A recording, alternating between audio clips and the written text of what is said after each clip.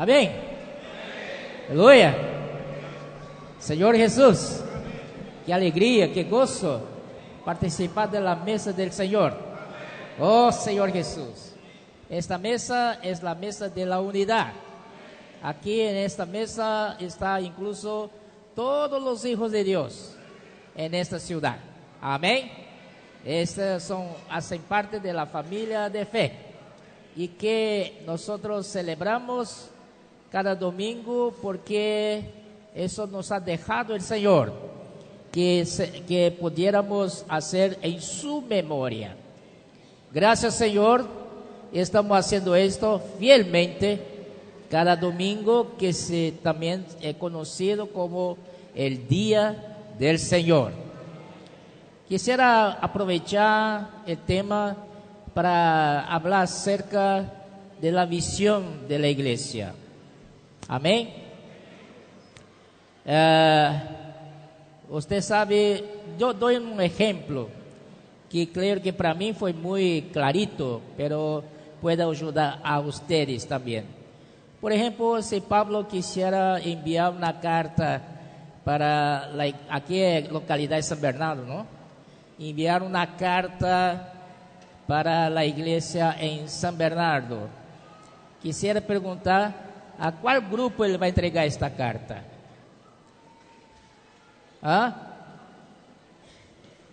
¿Cuál grupo que él va a entregar? Hay varios grupos cristianos aquí. Entonces tiene que entregar a uno. Si no puede entregar a uno, otro va a decir, pero ¿qué pasó? Nosotros no hemos recibido, ¿cierto? Y entonces tiene que encontrar un grupo que representa todos los grupos. Amén.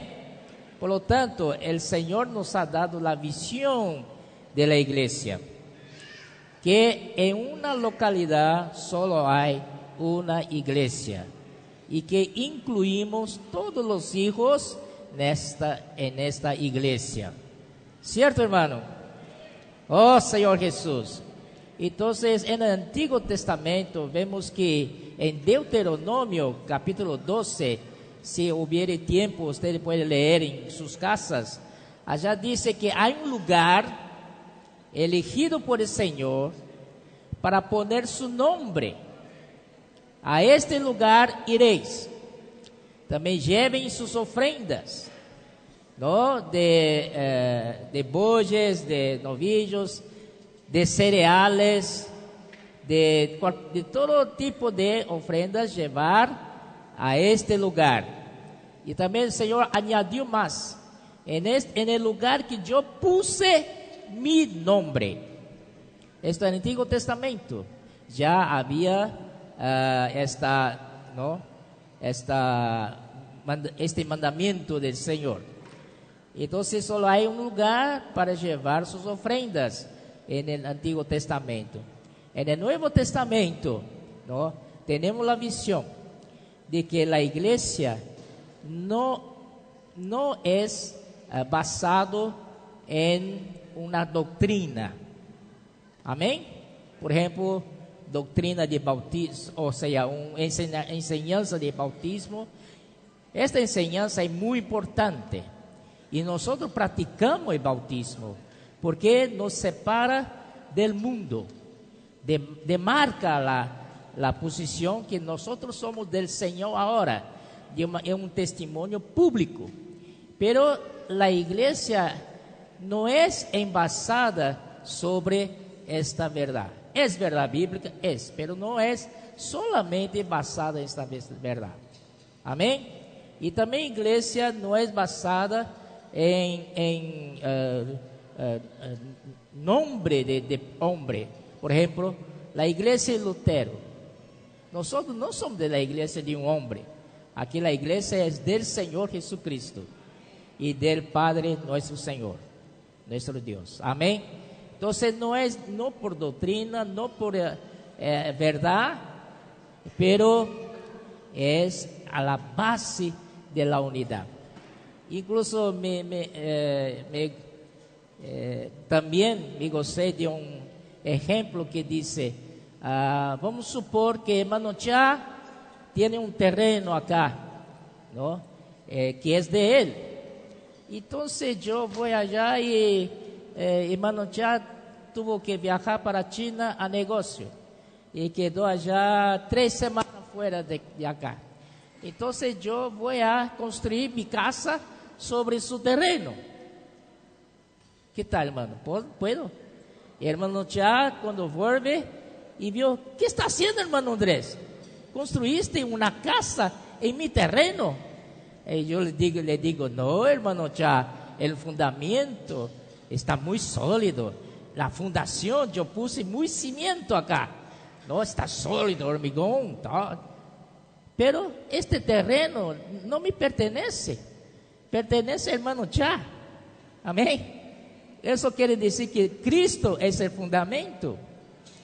Todos los grupos cristianos tienen fundamento Cristo.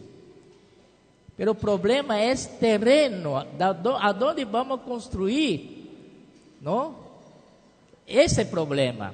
No puedo construir la iglesia en un terreno ajeno. Oh Señor Jesús. Por lo tanto, la Biblia nos revela que el terreno de la iglesia es terreno de la localidad, por la ciudad. Amén. Y la iglesia de San Bernardo es la iglesia en San Bernardo, la iglesia en Éfeso, la iglesia en Corinto, la iglesia en São Paulo, la iglesia en Santiago, la iglesia en Quillota, la iglesia en Concepción. Esta es nuestra práctica. Amén.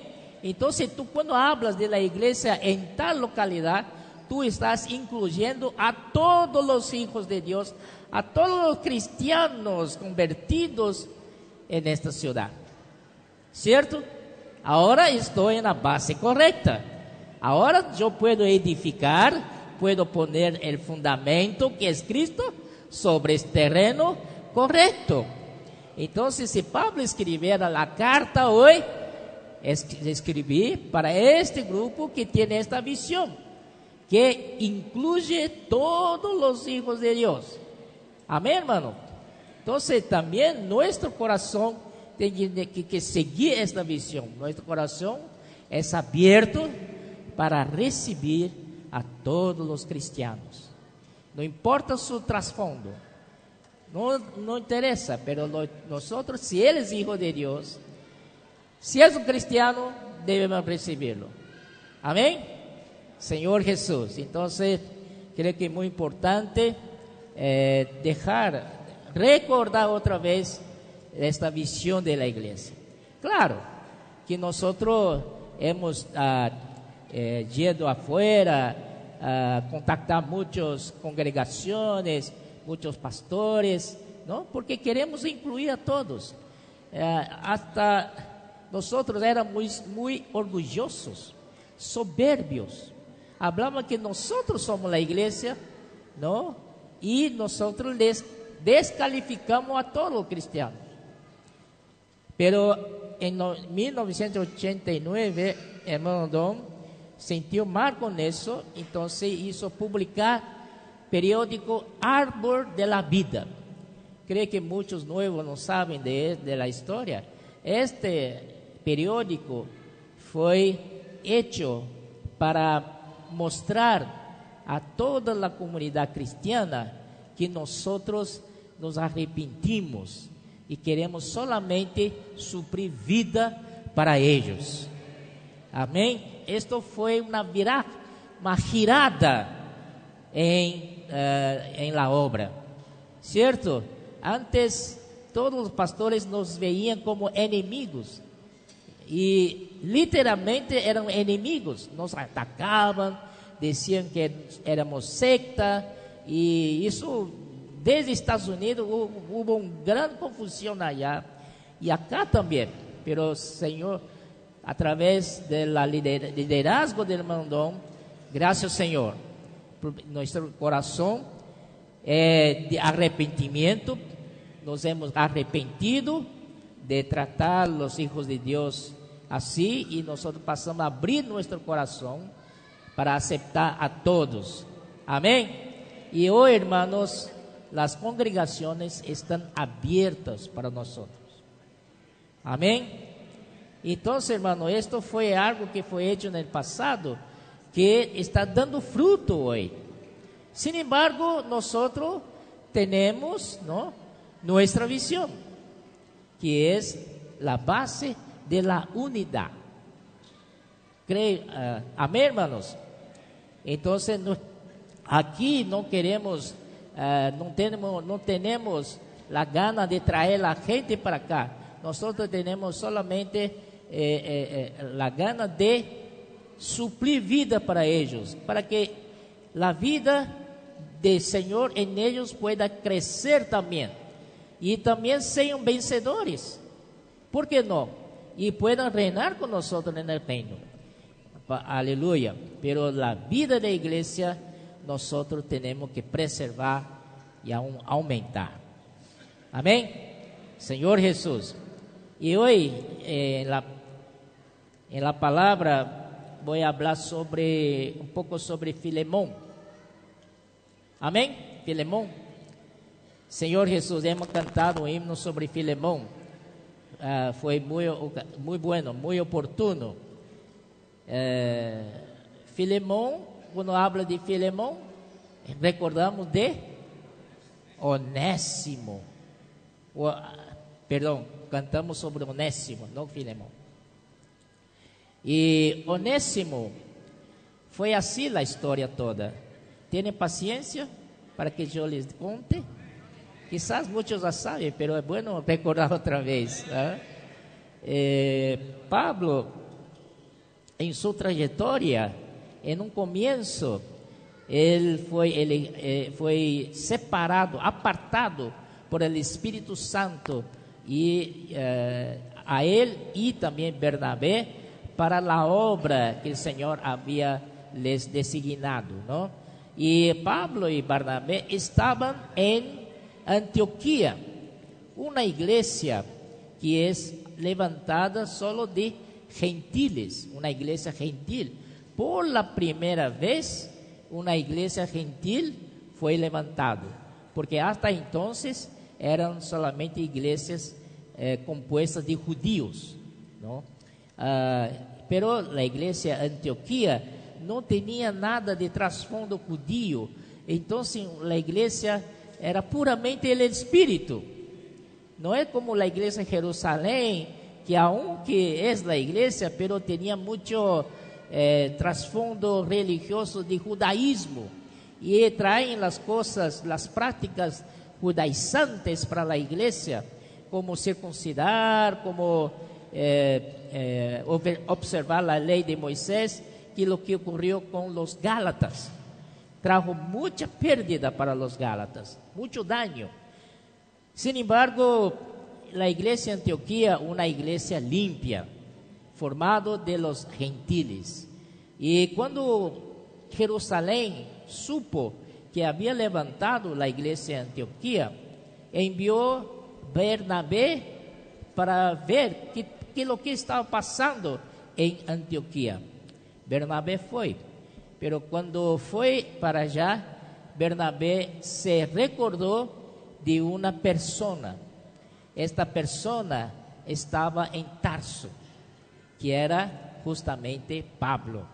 Y Pablo había causado mucho problema en Jerusalén, cuando fue a Jerusalén y peleó con todos y tal, hablando que Cristo, Él es el Señor. Y es cierto, habla eso, pero el momento estaba equivocado. Y también hablaba como si luchando, peleando. Eso no puede, ¿no? Nosotros debemos mantener nuestra humildad para hablar del asunto, que sea de vida de iglesia, visión de la iglesia, etc. Y cuando Pablo, entonces los hermanos dijeron a Pablo: vete a Tarso, que estás causando muchos problemas aquí. Pablo fue a Tarso, y no sabemos cuánto tiempo quedó en Tarso, pero no es poco tiempo.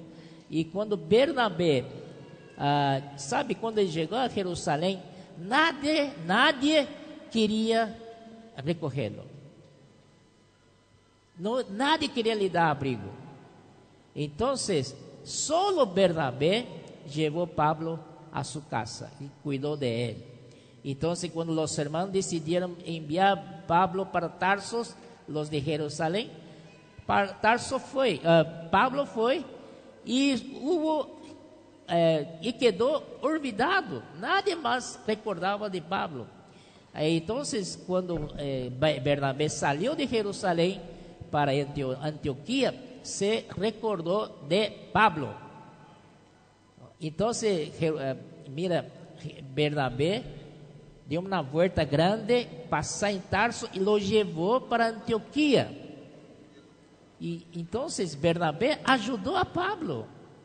Así que Pablo en Antioquía creo que quedó un año ya, y él tuvo allí coordinado con los hermanos en la vida de la iglesia. Allí en la iglesia en Antioquía, Pablo aprendió a servir en coordinación. Porque hasta entonces, Pablo hacía lo que quería. Iba para Jerusalén, não consultava a nadie, não estava coordenado com nadie, e assim, hablava, e causava grandes problemas para os hermanos. Pero agora, Bernabé lo llevó para Antioquía, allí tiene la iglesia, allí tiene los hermanos responsables. Entonces, tú estás debajo de coordinación de estos hermanos. Foi uma grande lecção para Pablo. Pablo aprendeu a estar coordenado, e a Bíblia diz que estavam juntos os 5 profetas que estavam ayunando e servindo ao Senhor. Ayuno significa que estão orando. Amém? Nossa reunião de serviço deveria ser mais oração que tratar de assuntos burocráticos. Oh Senhor Jesus, e os 5 estavam orando, ¿no? E dentro destes 5 estava Bernabé e Pablo. E quando o Espírito Santo dijo que para apartar os dois para a obra, essa é a primeira vez que diz que sale a palavra obra. Amém? Entende? A obra sale. Quem envia a obra? É o Espírito Santo. Pero hombres, estes homens salen de la iglesia, salen de nuestro medio. Entonces la obra es hecha por la iglesia. Entonces fueron Pablo y Bernabé para Sicilia, qué sé yo, y después llegaron a la región de Galacia a predicar el evangelio. Y en la Galacia predicar el evangelio, y cuando en la vuelta la Biblia dice ellos van estableciendo los ancianos de la iglesia. Eso después Pablo se arrepintió de eso, porque en un año, ¿cómo puede hermanos nuevos, tan novitos, pueden ser ancianos? Trajo muchos problemas para Pablo, porque estos son neófitos, ¿no? Entonces permite entrar cualquier doctrina. E vino alguns de Judea, hablando que aparte de creer no Senhor Jesus, ser salvos, tinham que praticar circuncisión. Esto no está en la economía de Dios. Esta es la economía de Dios del Antiguo Testamento. Pero Cristo ya encerró el Antiguo Testamento y empezó el nuevo pacto. Es totalmente diferente, ¿no? Entonces esta influencia vino de Jerusalén. Así que causó mucho daño allí. Y estos ancianos levantados por Pablo en las iglesias de Galacia, que son los 3, oh Señor Jesús, 3 de Galacia más principales. Bueno, entonces allí estos ancianos son jóvenes, Señor, son neófitos, por lo tanto permitieron entrada de este tipo de cosa para la iglesia. Por lo tanto, anciano, como la propia palabra dice, tiene que ser anciano, tiene que ser experimentado, Amén. Aparte de ancianos, son obispos. Os obispos son aquellos que supervisionan la iglesia. Supervisiona la iglesia, ¿no? Y obispo era su trabajo, su función. Y anciano era su persona. No es anciano de edad, es anciano de su crecimiento de vida. Por lo tanto, hermano Don enfatiza mucho, es muy importante para él el crecimiento de vida. Como no tiene crecimiento de vida suficiente, acepta cualquier doctrina, cualquier conocimiento, tal, y puede traer daño a la iglesia. Amén. Más tarde, cuando Pablo escribió 1 Timoteo, ahí Pablo puso algunas condiciones para ser ancianos, ¿correcto? ¿No? Dice que no sea neófito, porque él tuvo experiencia negativa de nombrar ancianos neófitos, ¿cierto?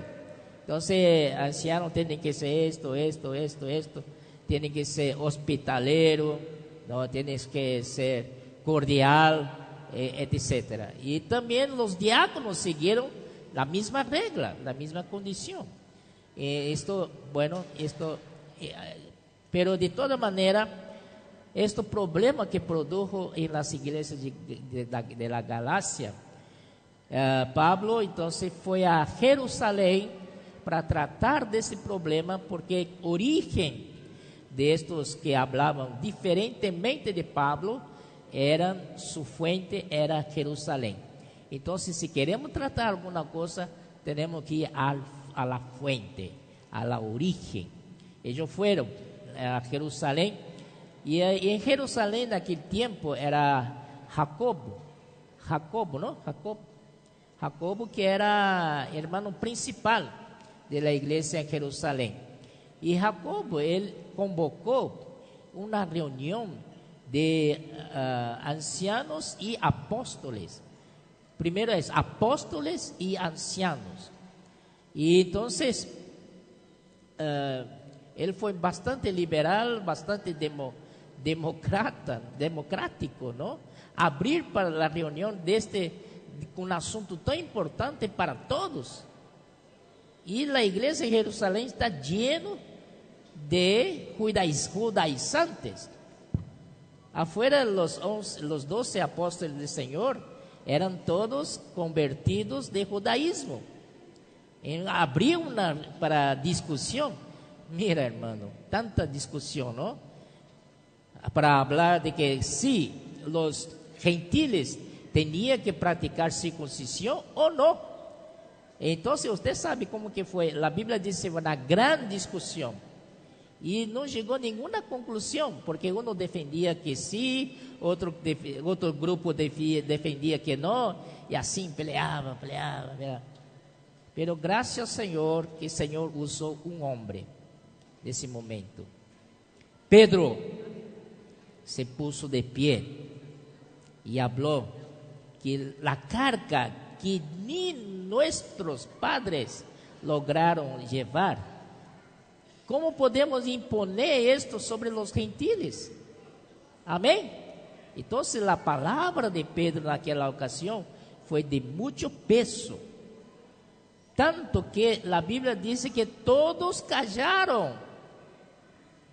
Puede medir el peso de vida que tenía Pedro en su palabra. Hermano, como es importante el crecimiento de vida. Oh, Señor Jesús. Si no tuviese Pedro allá, no sabemos para dónde, cuál sería el destino de esa reunión. Pero gracias al Señor, Pedro estaba allá. Y Pedro prácticamente definiu la cosa. Y Jacobo seguiu la orientación de Pedro. Pero aparte de seguir la orientación de Pedro, de que decir que a los gentiles no es necesario poner más carga, no es necesario observar la ley de Moisés, nada de eso. Que cree en Señor Jesús será salvo. Aquel que invocar el nombre del Señor será salvo. Esta es nuestra verdad. Amén. ¿Quiere ser salvo? invoque el nombre del Señor. Todo aquel que invocare el nombre del Señor será salvo. No hay ninguna otra cosa más. Pero cuando Jacobo decidió enviar una carta a los gentiles con todo eso que Pedro habló, sin embargo, puso 4 ítems, que era no comer carne de animal ahogado, ni de su sangre, ni de las relaciones sexuales ilícitas y idolatría. 4 cosas. Esa carta tenía que enviar para la iglesia de los gentiles y leído para los gentiles.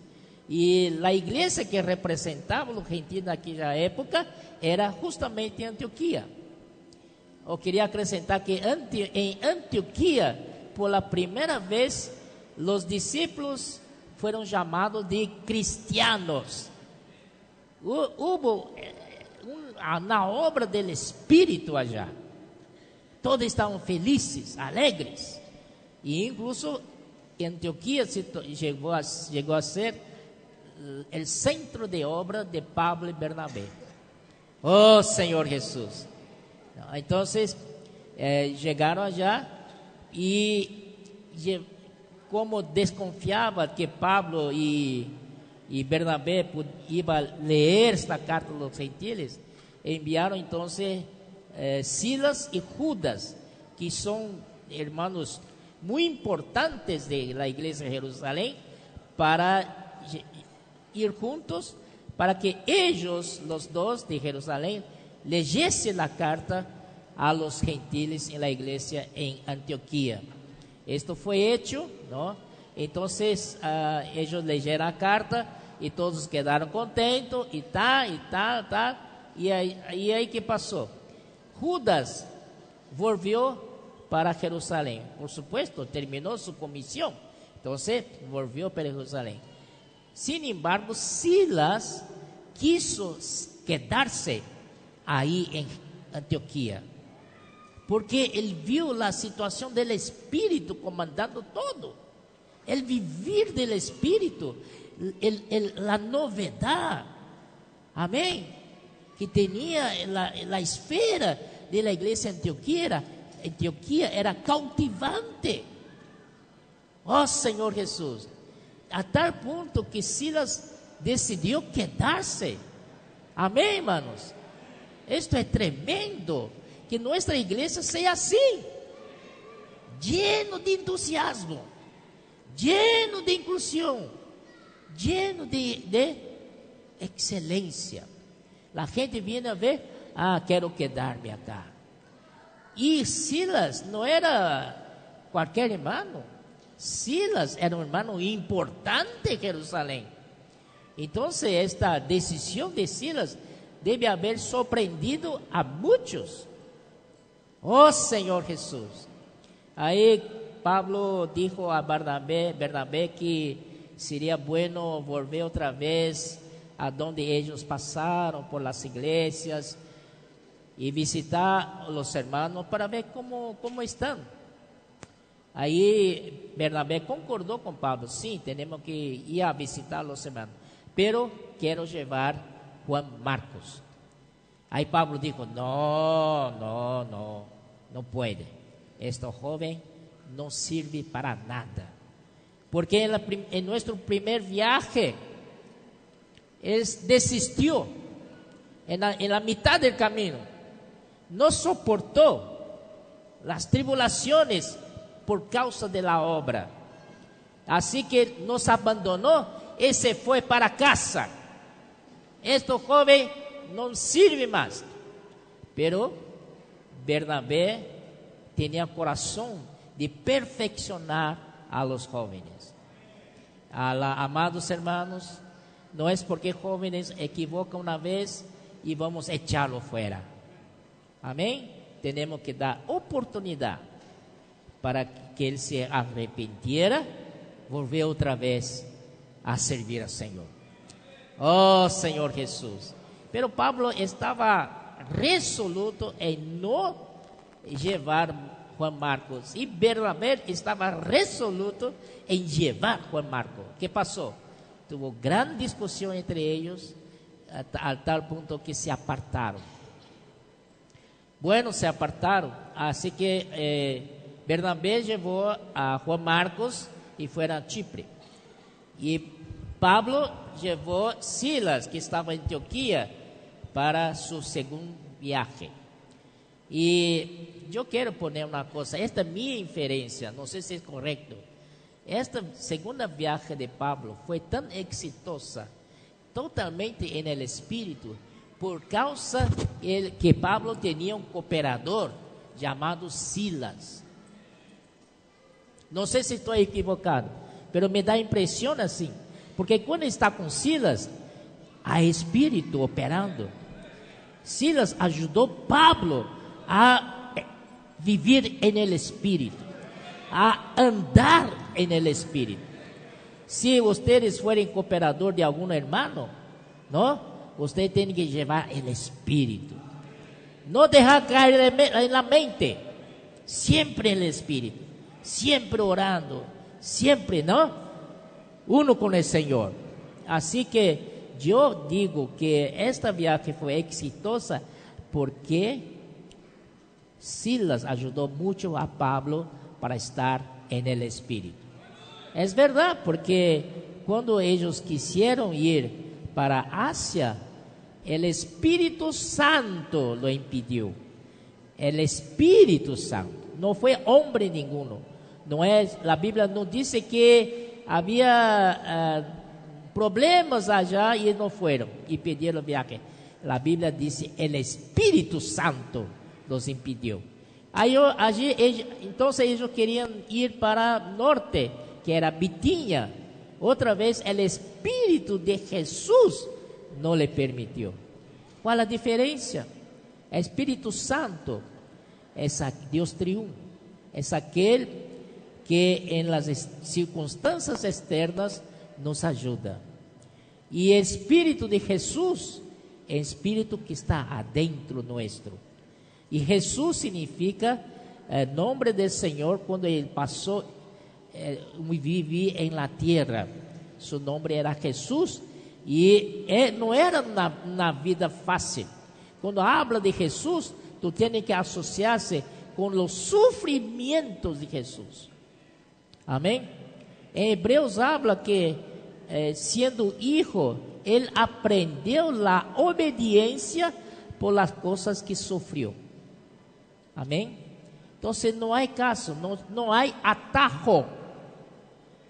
Presta atención, hermano, no hay atajo. Si tú quieres ser útil al Señor, tiene que ser obediente y tiene que pasar por sufrimiento. Oh Señor Jesús, no salta de posiciones, quede ahí sumiso. Y ahí, Señor, Dios, por causa de esa sumisión de su Hijo, Dios le exaltó y puso su nombre acima de todo nombre. Y que toda rodilla se doble delante de Él. Oh Señor Jesús. Entonces no queda triste cuando vienen sufrimientos, vienen tantas cosas contrarias, controversias, contradictorias. No hay problema, quédate en el Espíritu y disfruta del Señor. Oh Señor Jesús. Y esto pasa. Así que en este viaje, después que no pudieron ir hacia el norte para Bitinia, entonces tuvieron que ir adelante hasta llegar en Troas. Y en Troas Pablo tuvo una visión. Un varón macedonio le llamaba: pasa a Macedonia y nos ayuda. Y Pablo entendió que era del Espíritu. Amén. Es un viaje totalmente controlado por el Espíritu. Así que cuando fueron para Filipos, gracias al Señor, el Espíritu ya abrió las puertas. Encontraron un grupo de mujeres que oraban, que estaban atentos y ansiosos por la palabra que Pablo decía. y aceptaron, ¿no?, al Señor, aleluya. Y después cuando fue a la prisión, ¿no?, esta historia ustedes saben, y Pablo y Silas estaban cantando loores al Señor. Aleluya, hermano. Tenemos que aprender esto, que el Espíritu no depende de circunstancias, si es buena o mala. Nosotros, en nuestro natural, dependemos de circunstancias. Si la circunstancia es positiva, yo me alegro mucho. Aleluya, gloria a Dios. Oh, glorias. Oh, glorias. Pero cuando la circunstancia es desfavorable, no. Cuando está en Espíritu, no depende de circunstancias. El Espíritu va a te llevar. Amén. Va a te abrir las puertas. Fue así. Entonces una iglesia en Filipenses fue levantada. La otra también fue Tesalónica, en Macedonia también fue levantada.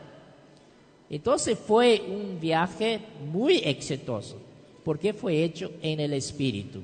Ahí volvieron todos nosotros cooperadores, nós somos obreros. Quando nosotros vamos a um lugar, quando volvemos, temos que volver a nossa base, né?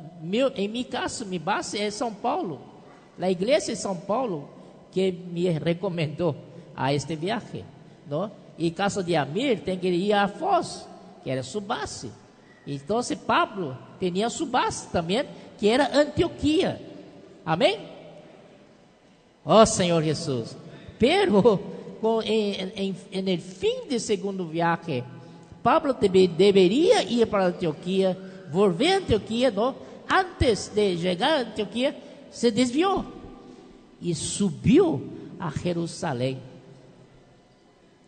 Esto nadie sabe por qué. Y Lucas, el escritor de los Hechos, tampoco sabía. Se foi surpreendido e ele escreveu assim rapidamente. Pablo subiu, saludou a igreja e foi a Antioquia. Essa igreja é a igreja de Jerusalém. E quando Pablo volvió, já volvió distinto.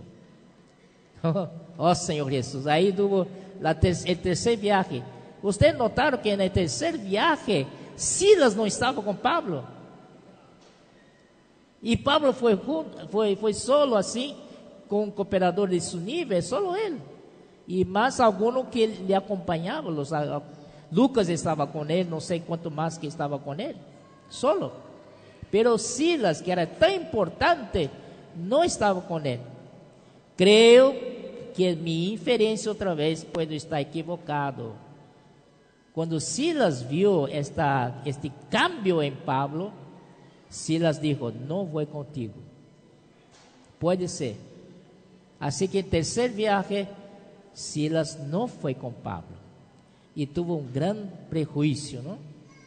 Grande pérdida aí. Pablo quis ir solo porque tinha que levar estas ofrendas para a igreja em Jerusalém, que estava passando por hambre e tal. Ele queria ir personalmente. Podia mandar alguns irmãos para levar, listo. Pero ele quer porque lhe importou em sua alma, em seu homem natural, de ir ele mesmo personalmente a Jerusalém. Não sei o que tem em Jerusalém, que tanto atrajo a Pablo nesse momento. Oh, Senhor Jesus. E quando chegou a Jerusalém, irmãos, oh, Senhor Jesus. E então se levou, claro, levou ofrendas, tá? E todos os de Judeia, de Jerusalém. Ah, Pablo, amém, Pablo, graças. Aí, cuéntanos como foi as igrejas de los gentiles. Ah, Pablo começou a falar. Mira, Filipos, Tesalónica, yo que levanté la región de la Galacia. Pero lo que Pablo levantó a iglesia eran de pocos hermanos, ¿no? Ahí entonces alguien le dijo: Pablo, mire aquí, miles de jóvenes, todos son, pasmen, miles de jóvenes, todos son celosos por la ley. Mira qué situación cayó la iglesia en Jerusalén. Eran millares. Quizás Pablo miró, mira mi obra, tanto esfuerzo, tanto sufrimiento, para poquito aquí, poquito ali, poquito allá. Y ellos acá, la iglesia de Jerusalén, miles. Entonces, para pensar, ¿no? ¿Será que mi obra era correcta? ¿Será que tengo bendición del Señor? ¿O será que ellos están correctos? La economía que yo prediqué a todos, ¿será que no era verdad? Mira para ellos. Ellos no predican la economía neotestamentária de Dios y crecen en número. Esto balançou Pablo. ¿Entiende la palabra balançar? Balanceou a Pablo. Quedó ahí titubeando. Señor Jesús, no tener duda quanto a la economía de Dios. Entonces, creo que fue Jacobo, le hizo una sugerencia. Pablo, ve aquí, tenemos 4 ou 6 que estão aqui cumprindo o voto. Então, tu paga a despensa, os gastos por eles, e para mostrar que tu não eres contra todo isso, tu está junto com eles. Tu viniste acá também para cumprir o voto. Hermano, que é isso? Voto é totalmente de Antigo Testamento. Voto de Nazireu é totalmente de Antigo Testamento. E Pablo, que foi enojado com os Gálatas, se viene outro predicar outro evangelho, sea anatema. E agora está aceptando. O que passou com Pablo? Hermanos, pero estava a carreira de Pablo delante do Senhor, se terminou aí. Pero gracias al Señor, casi llegó el día de cumplir voto. Llegaron algunos judíos, no de Jerusalén, de afuera, para pasar la fiesta en Jerusalén, y vio Pablo dentro del templo, y empezaron alboroto. Mira quién es, ¿por qué ele está haciendo esto? Esto está haciendo apostasía de Moisés allá afuera. ¿Qué está haciendo aquí? Vamos a expulsarlo del templo. Y expulsaron Pablo del templo. Aleluya. Esto fue salvación del Señor. Y aún ellos siguieron a querer matar a Pablo. Ahí vino ejército romano, supo, y el comandante lo agarró a Pablo y lo salvó. Para encurtar la historia, entonces Pablo fue para Cesarea. No, pero hay muchos detalles, ¿no? Me perdona, hermano, pero son muy ricos. Cuando Pablo foi llevado a Cesarea, você sabe que Pablo era prisioneiro, pero um homem, Império Romano enviou 200 de infantaria, hombres, 70 lanceros e mais 200 de la cavalaria para levar homem para Cesarea. Isto quer dizer que Deus quer guardar a vida de Pablo. Quizás o ministério de Pablo de edificar a igreja se acabou, porque está yendo para Roma. Pero el ministerio de escribir epístola de Pablo no terminó todavía. Pablo tenía que aún escribir todas las cartas en la prisión, que son de la economía de Dios, en la visión que Pablo obtuvo en el tercer cielo.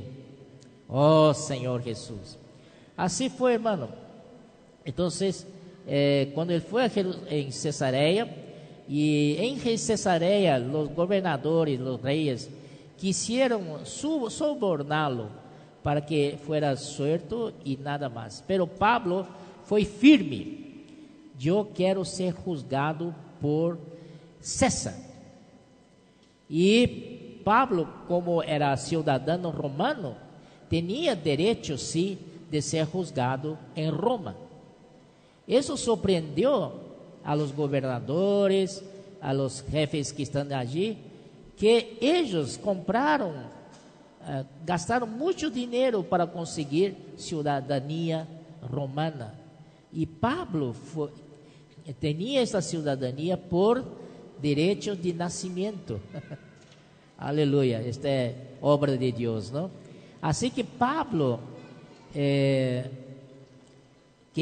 apeló para César. Entonces no hay cómo, ¿no? Apeló para César, tiene que ir a César. Pero él pasó 2 años en Cesarea. En estos 2 años, algo cambió la vida de Pablo. Quizás Pablo, claro, yo creo que hubo gran arrepentimiento por parte de Pablo. Recobró la visión de la economía de Dios del Nuevo Testamento. Porque sus palabras delante del gobernador en Cesarea eran muy firmes. Y hasta que una visita de un rey llamado Agripa, y el gobernador le llamó Festo a Pablo para que Agripa pudiera conocer. Y entonces Pablo predicó el evangelio, casi convirtió a ellos. Pero Pablo dijo al rey Agripa, esta frase, hermano, es muy famosa, muestra que Pablo recobró totalmente la economía neotestamentária. Pablo dijo, oh rey Agripa, no fui rebelde a la visión celestial. Oh Señor Jesús.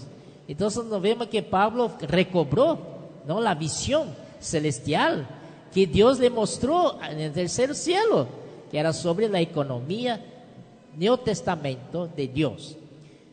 Así que Pablo, lo llevaron a Pablo de barco para navegar, y tuvo muchos problemas. Mar Mediterráneo tiene muchos vientos fuertes, tempestades, era difícil la navegación, casi naufragaron el navío, y bueno, y todos los tripulantes querían escaparse y dejar solo los pasajeros. Pero Pablo era un prisionero en su condición peor de todos los pasajeros allí. Él empezó a comandar y dijo, nadie aquí va a perder la vida. ¿Tú tienes coraje de decir esto? ¿Qué certidumbre tú tienes para afirmar que nadie en este barco va a morir? Señor Jesús. Y Pablo tenía esa coraje, porque en la noche anterior el Señor le dijo, es necesario que vá a Roma. Amén. Y dijo, nadie va a perder la vida en este navío, este barco. Wow, Señor Jesús. Y fue, y ellos siguieron la orientación de Pablo, y todos sobrevivieron. Gloria a Dios. Aleluya. Señor Jesús. Y llegaron a la isla de Malta, sobre el episodio de la víbora que mordió la mano de Pablo, ¿no? Usted sabe que él estaba lleno del Espíritu, lleno de vida, y nada de maligno le tocaba. Y la gente de la isla, moradores de la isla, pensaban que Pablo era un gran asesino, porque la víbora le picó, le mordió, y estaban esperando el efecto de veneno de la víbora, pero no pasó nada. Ahí pensó, no pasó nada con este hombre, debe ser Dios, este hombre es Dios. Mira, Señor, oh gloria. Señor Jesús, estamos jugando con Suárez, le gusta de hablar, oh glorias. Amén. Entonces Pablo fue para Roma, pero en Roma era una prisión domiciliaria, ¿entiende? Y donde Pablo iba, tenía un soldado romano custodiando a Pablo, vigilando a Pablo, guardando a Pablo para que no se escapase. Y le fue permitido a Pablo alquilar su propia casa. Y entonces Pablo alquiló la casa por 2 años, estuvo ahí en esta casa, preso, ¿no?, dentro de un domicilio, con un soldado le guardando. Pero todos que iban a Pablo recibía a todos, ¿no?, que iban a esta casa. Yo dije eso aquí, me acuerdo, pero quiero repetir, parece un bucafé, ¿o no? Es un lugar abierto, todos pueden entrar, no es una iglesia cerrada, es de puertas abiertas. Y Pablo recibía a todos que llegaban ahí, no eran pocas personas, no. Predicaba a los soldados, los guardas pretorianos, a todos que iban ahí, predicaba Señor Jesús, porque en Romanos 1 diz que Pablo fue separado, fue apartado para el evangelio de Dios. Amén. Entonces Pablo hacía esto. Y en esa casa Pablo escribió Éfeso, la iglesia, escribió Efesios, Colossenses, Filipenses y Filemón. Esa casa. Entonces allí está, si completamos uno a más, que Gálatas, formam entonces el corazón de la Biblia. Y gracias al Señor que Dios en su arreglo divino puso Pablo allá en la prisión para escribir, y estos 5 libros hoy son muy útiles para nosotros, ¿no es cierto? Y está aquí en nuestras manos. Qué preciosidad, hermanos. Señor cambió toda la situación en su soberanía para salvar a Pablo de muchas cosas y llegar a Roma y escribir, y ahora está en nuestras manos. Por lo tanto, hermanos, tenemos que apreciar, estimar, valorar esta Biblia. Amén. Señor, es precioso que el Señor ha hecho. Amén, por Pablo, ¿no? Y Pablo realmente fue el mayor escritor del Nuevo Testamento. Escribió 14 epístolas. Dentro de los 27 libros del Nuevo Testamento, 14, un poquito más de la mitad es de Pablo, escrito de Pablo. Oh Señor Jesús. Ahí entonces, y pasa un hombre allí, de pronto, un llamado Onésimo, en esa casa. Y en esta casa no estaba solamente Pablo. Después de ver, tiene sus cooperadores ahí, ¿no? Timoteo, Lucas, Marcos, Epáfras, Aristarco, todo. Era un CEAP, Bucafé, y era un CEAP. Aleluya. Y allí los compañeros de Pablo, ¿no? Así que Onésimo pasó por ahí, esclavo. Imagina un esclavo, no tiene derecho a nada, sin dinero, ropa sucia, maltratado. Llega a Pablo. ¿Qué es lo que ¿por qué él fue hacia Pablo? Nosotros inferimos que a lo mejor por causa de la hambre, que estaba con hambre y procuraba comida. Y Pablo le dio acogida. Amén, acogida. Ele deu de comer, ¿no? Y claro, Pablo no iba a hacer eso barato. Y aprovechó, enquanto comía, darle la palabra de Dios. Aprovechaba cada minuto para hablar sobre la economía de Dios. Entonces, me imagina, esto no es solamente imaginación.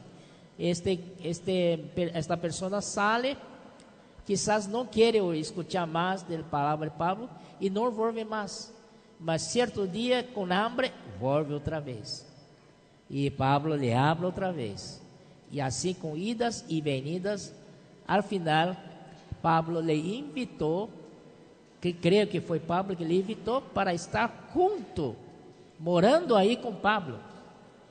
Portanto, dá para ver porque em pouco tempo Onésimo foi perfeccionado. Amém? Então, irmão, aqui quero fazer propaganda de CP. CP é intenso. É uma vida de la igreja intensificada. Tu puedes madurar en la vida de iglesia en 20 años. Quizás, si vai para a CP, menos deste tempo, tu serás perfeccionado. Amém? Lo que importa es la vida de iglesia intensa. CP es este lugar. Amém? Oh Senhor Jesus. Aí, entonces, Pablo foi a CP, Onésimo foi a CP de Pablo, não? Intensificou o perfeccionamento de Pablo. Agora, Pablo, quem era Onésimo? Onésimo era escravo. E quem era seu dueño? Seu dueño era um fulano chamado Filemón. Que coincidência! E quem é Filemón? Filemón es un señor de tierra muy rico. No, está bien, pero ¿quién es? Filemón es un anciano, es un cristiano y es anciano de una iglesia. ¿Qué iglesia?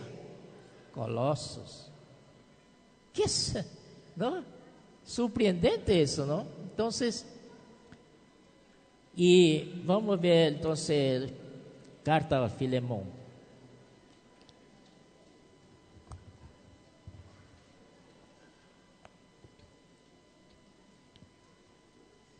Carta a Filemón, amém?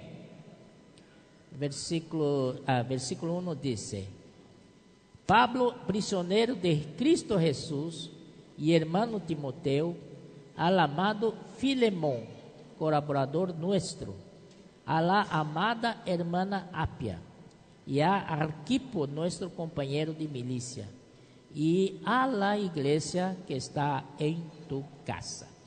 Mira aqui, temos então Filemón, sua esposa, a hermana Apia, su hijo Arquipo. Pablo dijo, chamou-lhe de companheiro de milícia, aleluia. E a igreja que está em sua casa. Pablo é muito gentil, muito educado em maioria de suas epístolas, não? Então, para com Filemón também, assim. Pero, como Filemón, ele era líder na igreja em Colossos, não? Todos lo seguiam. Pero quando chegamos em livro de Colossenses, vemos certos problemas aqui. A igreja em Colossenses tinha influência negativa de algumas filosofias. Naquele tempo era gnosticismo, ascetismo e misticismo. Uma igreja que permitiu a entrada destas ideologias. Hermanos, são de ideologia buena, são vanas sutilezas. E aparte de Cristo, havia outros ensinamentos na igreja. Então, eu vejo aqui, eu vou ser direto, não vou dar vueltas. Pablo dijo aqui, capítulo 2 de Colossenses, aqui, versículo 14, ele diz: anulando el acta de los decretos que había contra nosotros, que nos era contraria, quitándola de en medio y clavándola en la cruz. Amém? Então, aqui Pablo nos mostra que Colossenses Su tema es misterio de Dios es Cristo. Aquí habla de Cristo prioritariamente. La economía de Dios, Cristo es el principal. Por lo tanto, aquí en el capítulo 1 dice, Él es la imagen del Dios invisible, el primogénito de toda la creación, porque en Él fueron creadas todas las cosas, las que hay en los cielos y las que hay en la tierra, visibles e invisibles, sean tronos, sean dominios, sean principados, sean potestades, todo fue creado por medio de Él y para Él. Y Él es antes de todas las cosas, y todas las cosas en Él subsisten. Y Él es la cabeza del cuerpo, que es la iglesia. Él es el principio, el primogénito de entre los muertos, para que en todo tenga la preeminencia. Y por cuanto agradó al Padre que en Él habitase toda a plenitud. ¿Por qué Pablo dijo eso? Porque había estas influencias de otras ideologías que vienen a causar problemas en la iglesia. Prácticamente estaban diciendo que Cristo no es necesario.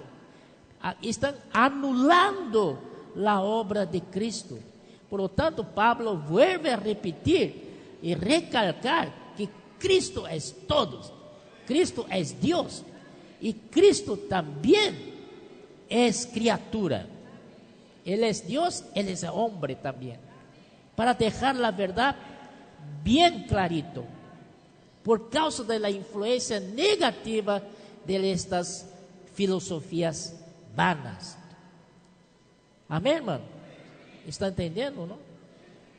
Oh, Señor Jesús, mira, como que un Filemón, anciano de la iglesia, permite estas cosas en la iglesia. Perdóname, estoy siendo muy crítico, ¿no? Oh, Señor Jesús. Yo pregunto, una iglesia que tiene ese problema, yo no he mostrado aún otro problema. Cuando nosotros practicamos ideologías que nada tienen a ver con la economía de Dios, ¿sabe qué pasa? Los enemigos de Dios aparecen. Claro, usted abre la brecha para los enemigos de Dios. Es lógico. Y acá dice Pablo, versículo 15. Y despojando a los principados y a los potestades, los exhibió públicamente, triunfando sobre ellos en la cruz. Amén.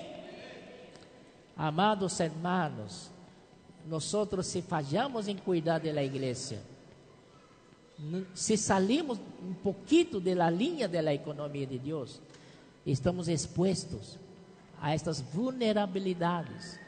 E esta vulnerabilidade abre uma brecha para os principados e potestades.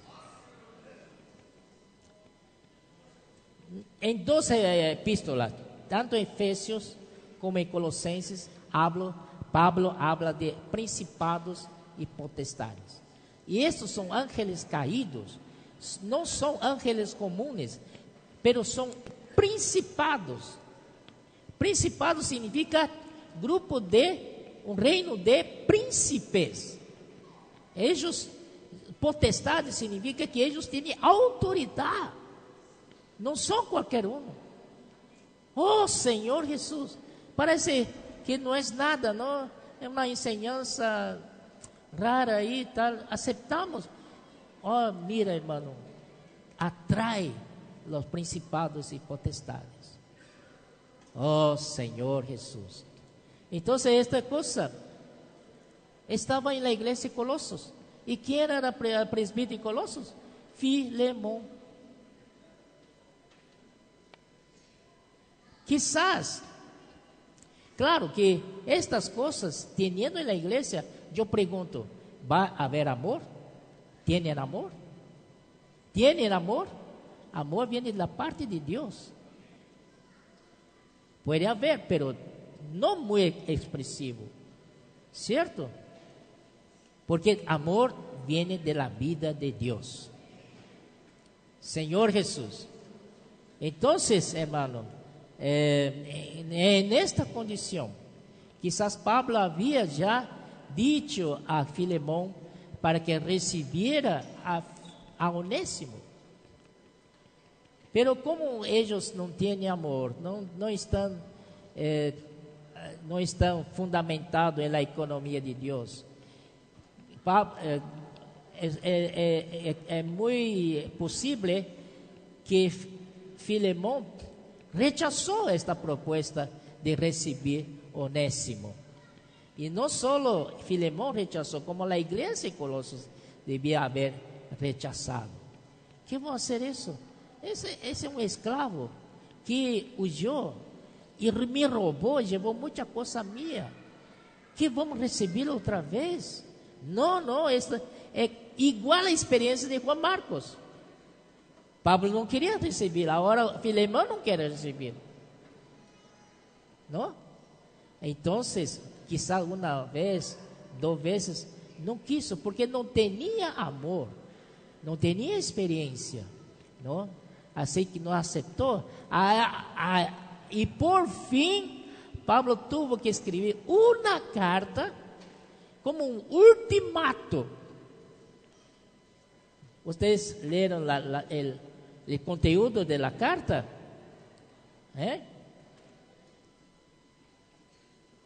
Ele disse aqui, Filemón: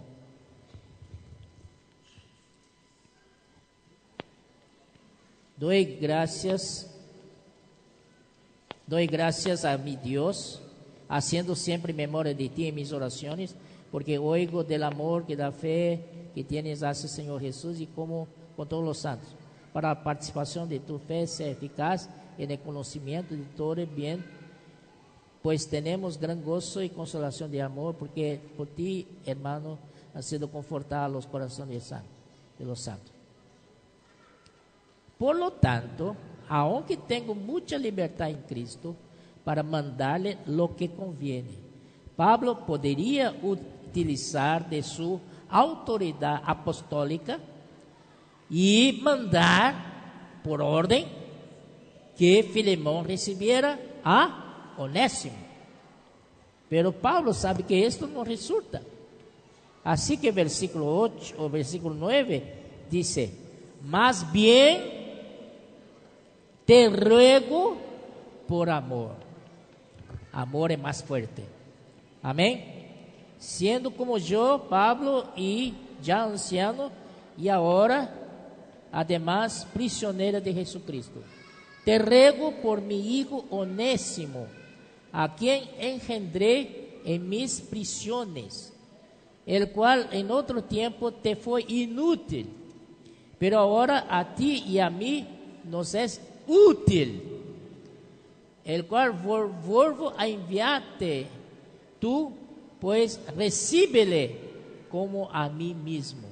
¿Por qué tantas palabras así tan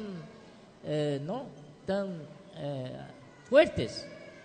Porque algunos tiempo atrás hubo tentativa de que Filemón pueda recibir Onésimo y no resultó. Pero nada quise hacer sin tu consentimiento, para que tu favor no fuese como de necesidad, sino voluntario. Porque quizás para esto se apartó de ti por algún tiempo, para que le recibes para siempre, no ya como esclavo, amén, sino como más que esclavo, como hermano amado, mayormente para mí, pero cuanto más para ti, tanto en la carne como en el Señor. Así que si me tienes por compañero, recíbele como a mí mismo. O sea, Pablo insiste, parece que está convenciendo a Filemón para recibir a Onésimo. Y si en algo te dañó o te debe, ponlo a mi cuenta. Oh Señor Jesús, ¿será que de Onésimo tan importante? Yo, Pablo, lo escribo de mi mano, yo lo pagaré. Por no decirte que aún tú mismo te me debes también. Oh Señor Jesús, oh Señor Jesús. Si hermano tengas yo algún provecho de ti en el Señor, conforta mi corazón en el Señor. Es un apelo de Pablo para Filemón, en nombre de amor, ¿no? Te he escrito confiando que de tu obediencia, sabiendo que harás aún más de lo que te digo. Prepárame también alojamiento. Mira, la próxima vez no será carta, ¿no? Será la persona, ¿cómo se dice? La presencia personal. Prepárame también alojamiento, porque espero que por vuestras oraciones os seré concedido. Te saludan Epáfras, mi compañero de prisiones por Cristo Jesús, Marcos, Aristarco, Demas y Lucas, mis colaboradores. Amén, aleluya. Ya estamos terminando. Entonces, hermano, Pablo perfeccionó a Onésimo. Y usted ve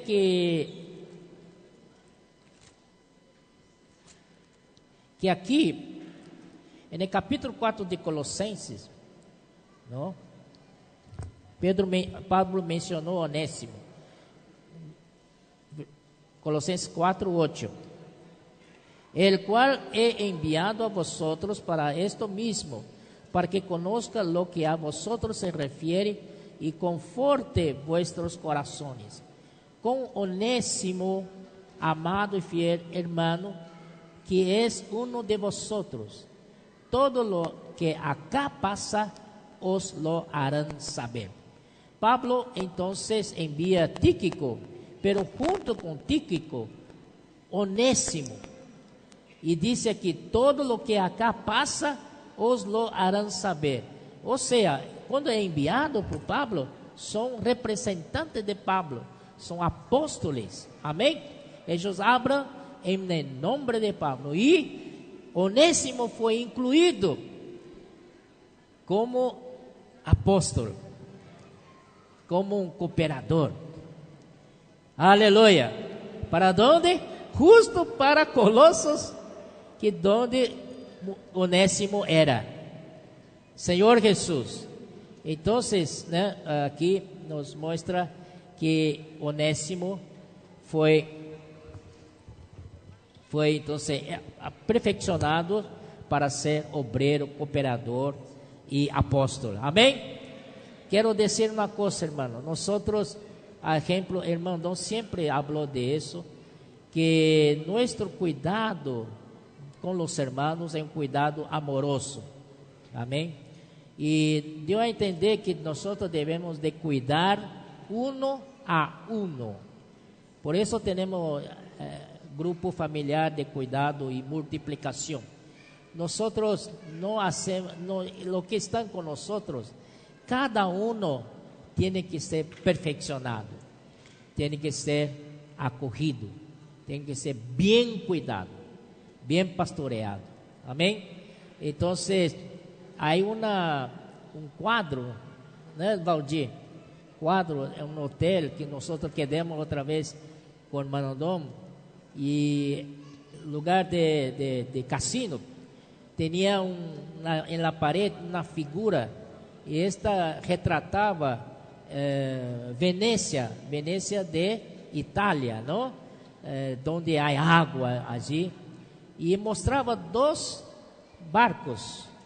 Uno era barco normal, tenía muchos pasajeros dentro, y otro una góndola. Y en esa góndola solamente tenía una persona, un pasajero, y el hombre manejando la góndola. Entonces, para nosotros no vemos nada ahí. El mandón miró, dijo: nuestro trabajo esta es de góndola, no es de la multitud, es de cuidar de uno a uno. Esto me impresionó mucho, uno a uno. Después fui a ver la Biblia, es así. Vamos a ver Colossenses 1. Es un versículo que me impresiona mucho y siempre hablo de este versículo. Versículo 27. Colosenses 1:27. A quienes Dios quiso dar a conocer las riquezas de la gloria de este misterio entre los gentiles, que es Cristo en vosotros, la esperanza de gloria. 28. A quien anunciamos, amén, amonestando a todo hombre y enseñando a todo hombre en toda sabiduría, a fin de presentar perfecto en Cristo Jesús a todo hombre.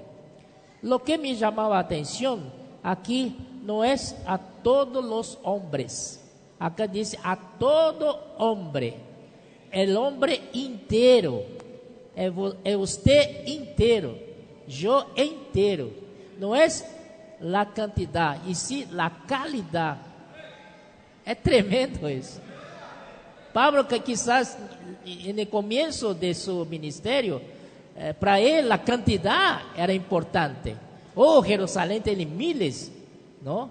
Pero isso não significa nada. O que Deus quer é trabalhar em cada uno.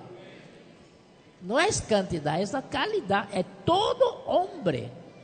Amém? Então, os que estão conosco aqui, não? Nós temos que trabalhar todo homem, para que cada uno, não, pueda chegar lo que Deus quer, o patrão que Deus quer. Amém, irmão?